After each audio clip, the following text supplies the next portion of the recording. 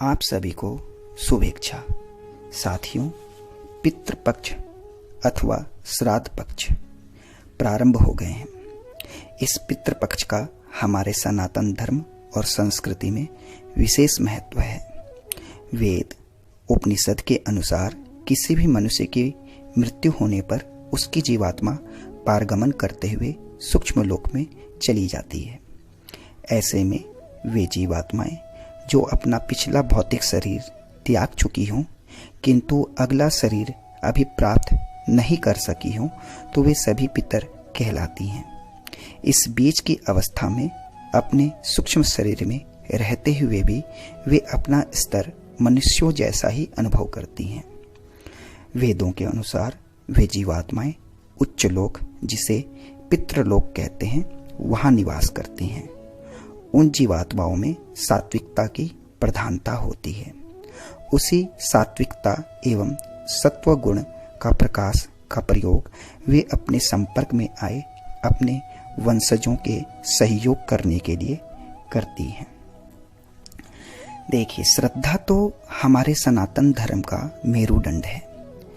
इसी सनातन धर्म में कर्म कांडों में आधे से अधिक तो श्रद्धा तत्व ही भरा हुआ है। इसलिए हम सूर्य, चंद्रमा, ग्रह, नक्षत्र, पृथ्वी, जल, कुआं, तालाब, नदी, मरघट, खेत, खलियान, भोजन, चक्की, चूल्हा, तलवार, कलम, जेवर, रुपया, घड़ा, पुस्तक, तुलसी, पीपल, वट, आंवला के वृक्ष आदि, गौ, बैल, घोड़ा, हाथी आदि पशु की भी पूजा करते हैं। और साथ ही हम पूजते हैं हमें अपनी आंखों से न दिखाई देने वाले अपने पितरों को भी। इन सभी की पूजा करने के पीछे सिर्फ एक ही तत्व छिपा है, वह है उन सभी के प्रति हमारे मन में कृतज्ञता का भाव प्रकट करना। अतः इसी कृतज्ञता की भावना को प्रकट करने के लिए श्राद्ध पक्ष अथवा पितृपक्ष में पितरों के निमित्त श्राद्ध क्रम किया जाता है। देखिए, माता, पिता, गुरुजनों या अन्य संबंधी जनों के प्रति कृतज्ञता की भावना हमें जीवन भर रखनी चाहिए। अगर इनकी मृत्यु हो जाए तो भी वह श्रद्धा रहनी चाहिए। श्रद्धा से ही श्राद्ध शब्द बना है। श्रद्धा पूर्वक किए गए कार्य को श्राद्ध कहते हैं। श्रद्धा को प्रकट करने का जो प्रदर्शन है वह श्राद्ध कहलाता है और श्राद्ध से ही श्रद्धा जीवित रहती है। इसलिए हमारी सनातन संस्कृति में हमारे मन में अपने मृत प्रियजनों के प्रति श्रद्धा एवं कृतज्ञता के भावों को स्थिर रखने के लिए वर्ष में 15 दिनों का विशेष समय पितृपक्ष अथवा श्राद्ध पक्ष बनाया गया है। और इन 15 दिनों में श्राद्ध तर्पण का यही अर्थ और महत्व भी है।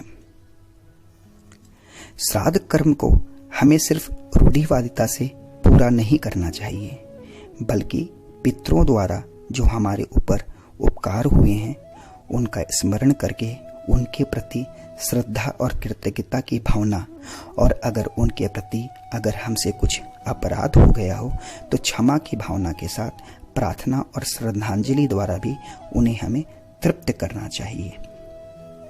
क्योंकि स्थूल वस्तुएं जो हम श्राद्ध कर्म में प्रयोग करते हैं वो एक स्थान से दूसरे स्थान तक देर में और कठिनाई से पहुंचती हैं, परंतु सूक्ष्म तत्वों के संबंध में यह बात नहीं है। उनका आवागमन आसानी से होता है। हवा, गर्मी, प्रकाश और शब्द आदि को बहुत दूर पार करने के लिए समय नहीं लगता, तो विचार और भाव तो इससे भी ज्यादा सूक्ष्म है। वह उस सूक्ष्म या स्थूल शरीरधारी तक सहजता से पहुंच जाते हैं जिसके लिए वे भेजे जाएं। और इन विचार और भावों की शक्ति को ही प्रार्थना और श्रद्धांजलि का नाम दिया गया है। हालांकि पितर मुक्त आत्माएं नहीं होती, अपनी उन्नति की अपेक्षा उन्हें भी होती है। हमारे द्वारा प्रार्थना और श्रद्धांजलि के माध्यम से भेजे जाने वाली सद्भावनाओं से उन्हें भावनात्मक सहयोग प्राप्त होता है और वे पितर सद्गति के अधिकाधिक अधिकारी बनते हैं। ऐसा सहयोग उनके प्रति हमें कोमल भावनाएं पालकर प्रार्थना और सद्विचारों के माध्यम से सूक्ष्म भाव तरंगों को सहजता से उन्हें प्रदान किया जा सकता है। ये सूक्ष्म भाव तरंगे तृप्तिकारक और आनंददायक होती हैं। सद्भावना की ये तरंगे जीवित और मृत सभी को तृप्त करती हैं। लेकिन जब हम अपने किसी मृत प्रियजन या विशेष पितर के निमित्त ऐसी सूक्ष्म तरंगे प्रार्थना और श्रद्धांजलि के माध्यम से प्रेषित करते हैं तो वह सूक्ष्म रूप से उन्हें जरूर मिलती है, क्योंकि वे सूक्ष्म शरीर में ही अवस्थित रहते हैं और सूक्ष्म तरंगों का अनुभव आसानी से कर सकते हैं। लेकिन अब सवाल यह होता है कि कैसे दें हम अपने पितरजनों को सच्ची श्रद्धांजलि और प्रार्थना के माध्यम से वे दिव्य सूक्ष्म तरंगे जो उनकी आत्मिक उन्नति में उनकी सहायक हो।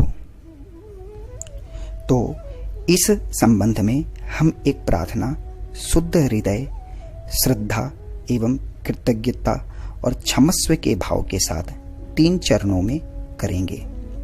पहले चरण में हम अपने पितरजनों से या कोई विशेष पितृजन से क्षमस्व के भाव के साथ उनके प्रति किए गए किसी गलती की क्षमा मांगेंगे। प्रार्थना के दूसरे चरण में हम ईश्वर से अपने पितरजनों की ओर से उनके कर्म बंधनों के लिए क्षमा एवं उनकी मुक्ति के लिए प्रार्थना करेंगे। और प्रार्थना के अंतिम चरण में परमपिता परमेश्वर से अपने पितरजनों के कर्म बंधनों का जो प्रभाव, जो पितृदोष जो हमारे जीवन में हैं, जो हमारे वर्तमान जीवन पर असर कर रहे हैं, उसे निष्क्रिय करने के लिए प्रार्थना करेंगे। शुद्ध आत्मिक मन के साथ जब हम यह प्रार्थना और श्रद्धांजलि सुबह या रात करेंगे तो निश्चित रूप से यह प्रार्थना उन पितरों के निमित्त जो की जाएगी उन्हें आत्मिक प्रगति देंगी और साथ ही साथ हमारे जीवन में जो उनके द्वारा बनाए गए कर्म बंधन जो हैं, जो नकारात्मक बंधन हैं, जो पितृदोष हैं, उससे भी हमें मुक्ति मिलेगी। शुद्ध आत्मिक मन के साथ आप यह प्रार्थना और श्रद्धांजलि सुबह या रात सोने के पहले कर सकते हैं। अब हम 3 चरणों में इस प्रार्थना को करने वाले हैं। पहला चरण, सबसे पहले अपनी आंखें बंद करके अपने ध्यान क्षेत्र में अपने पितृजनों को लाकर पूरे मनोभाव और ग्रहणशीलता के साथ ईश्वर को साक्षी रखते हुए अपने पितृजनों से क्षमा मांगे। मेरे अज्ञान और बेहोशी की वजह से मुझे मेरी जिम्मेदारी का एहसास न होने की वजह से या जो मैंने अपने कर्तव्य नहीं निभाए हैं उनकी वजह से आपको जो भी कष्ट पहुंचा हो उसके लिए मैं क्षमा प्रार्थी हूं। इतने सालों तक मैंने आपसे क्षमा नहीं मांगी, इसके लिए भी मुझे क्षमा करें। मैं आपसे प्रेम करता हूं, आपका आदर करता हूं, कृपया मुझे क्षमा करें। कृपया मुझे क्षमा करें। कृपया मुझे क्षमा करें। धन्यवाद। अब दूसरे चरण में ईश्वर से पूरे मनोभाव के साथ अपने पितृजनों की मुक्ति के लिए क्षमा मांगे। हे ईश्वर, मेरे पूर्वजों और पितृजनों के भाव, विचार, वाणी और क्रिया से जो भी ऐसे कर्म हुए हैं जिनसे कर्म बंधन बने हों, उन सब के लिए मैं उनकी ओर से क्षमा मांगता हूँ। उनका वंशज होने के नाते मैं उनके लिए क्षमा चाहता हूँ। कृपया उन्हें क्षमा करें।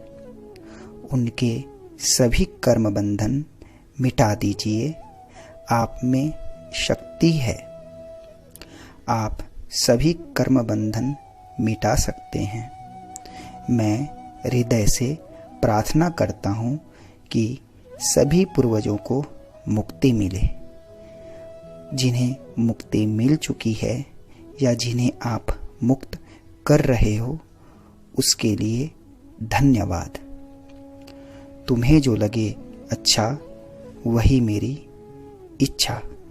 तीसरे और अंतिम चरण में पूरे मनोभाव के साथ ईश्वर से अपने वर्तमान जीवन पर पूर्वजों के कर्म बंधनों का असर और पितृदोष को निष्क्रिय करने के लिए क्षमा मांगे। हे ईश्वर, मेरे पितृजनों और पूर्वजों का किसी भी कर्म बंधनों का यदि मेरे वर्तमान जीवन पर असर हो रहा है तो उसे मिटा दिया जाए या उसका रूपांतरण हो जाए। मेरे वर्तमान में से वे सभी कर्म की लकीरें निष्क्रिय हो जाएं। मैं उनसे मुक्त हो जाऊं। मैं उन कर्म बंधनों और पितृदोष के लिए क्षमा चाहता हूं।